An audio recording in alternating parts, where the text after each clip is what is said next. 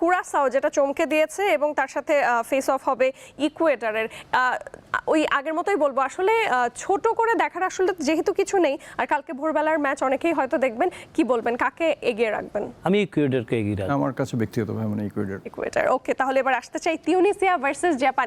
আমাদের এশিয়া থেকে এবার অনেকগুলো দল ফুটবল খেলছে, আমরা খুবই প্রাউড এটা নিয়ে। আমার কাছে ভীষণ ভালো লাগছে Iran, Iraq, Uzbekistan, Japan, South Korea হারলেও তারা খুব ভালোভাবে খেলে তারপরে হেলেছে।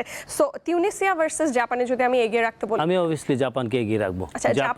জাপানের যে পারফরমেন্স আপনার লাস্ট ম্যাচে নেদারল্যান্ডসের সাথে, এটা যদি ওই ম্যাচটা আমার কাছে মনে হয়েছে প্রথম রাউন্ডের one of the best match. শেষ মুহূর্তে যেভাবে আপনার গোলটা শুট করলো, গোল খেয়ে গোল দিচ্ছে জাপান টোটালি আমার কাছে মনে হয় যে আমাদের এশিয়ার ব্রাজিল, যে ব্রাজিল দেখতাম আমরা ব্রাজিলের ফুটবল। জাপানের এবারের ফুটবল যদি দেখেন এবং গতবারের ওয়ার্ল্ড কাপের সাথে এর আগের বারের ওয়ার্ল্ড কাপ ফুটবল নিয়ে যত না আলোচনা হয়েছে, তার দর্শক নিয়ে বেশি আলোচনা ছিল, যে ওরা অনেক বেশি সুশৃঙ্খল এবং ওরা ওয়াশ আউট করে তারপর ইয়া থেকে যেত। কিন্তু এবার কিন্তু ফুটবল নিয়ে বেশি আলোচনা হচ্ছে।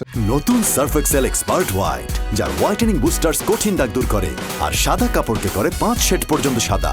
আসল হোয়াইট মানে এক্সপার্ট হোয়াইট।